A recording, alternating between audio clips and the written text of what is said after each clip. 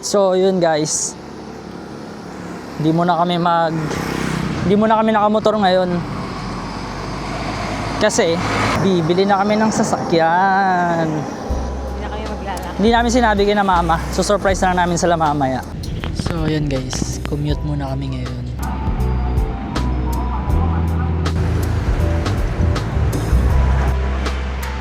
Kain. Dito na kami guys, kukunin ko na. Eto na siya guys, oh. Ganda.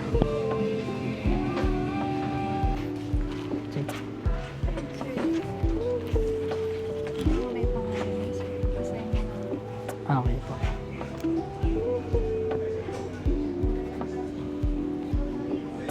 Kukunin na namin. Meron na kaming payong.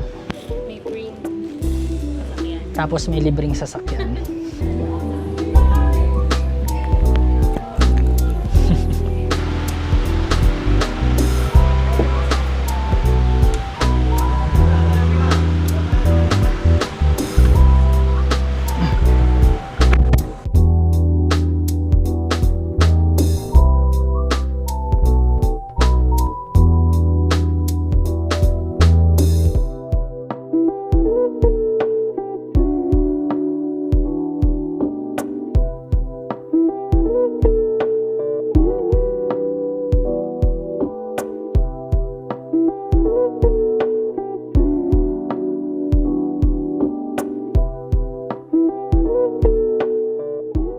Dinadrive na namin yung sarili namin sasakyan. In 500 meters, turn right on. Hindi pa rin makapaniwala na nabili na namin or nakuha kasi hulugan nga naman to.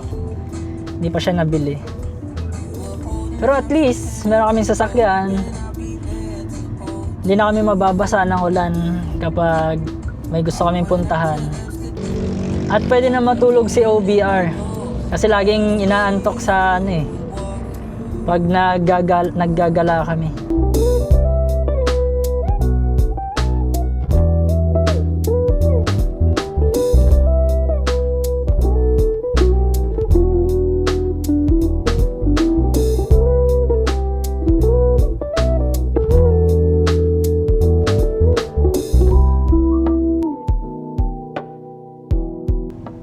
So guys, surprise namin sila mama.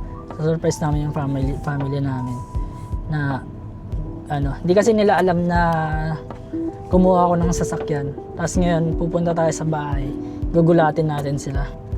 Wala silang idea. So malapit na kami sa bahay, pakita mo yung daan. Ayan, rough road na dito sa lugar namin. Hopefully nandun sila sa bahay. Baka mamaya mga nagsialisan na, mga excited mag SM. So yan na yung bahay namin guys. So yung may tindahan.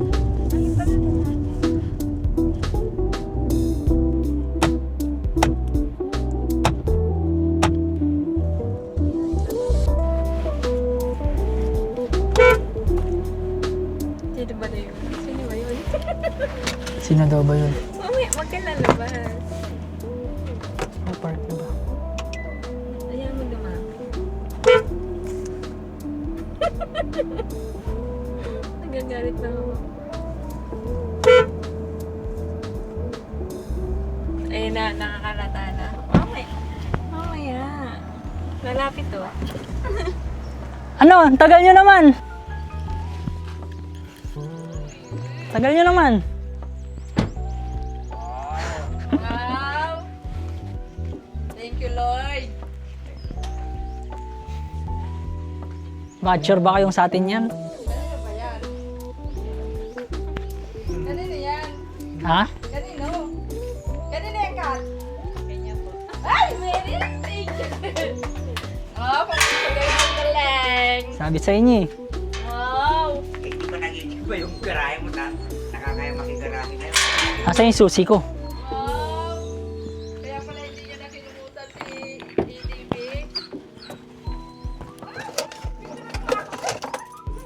Si Susi. Saka naman yung Susi.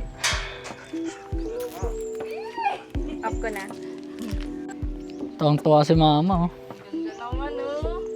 Ano anong reaction nyo? Makakasakay din ako. So, kasama ko na yung family ko, guys. Finally. Congrats! Hey! Isa na sa naman. Nasa balon. Tingin kayo, Ken. Ken! Ken. Kemazen! May kalabaw ko. Okay na.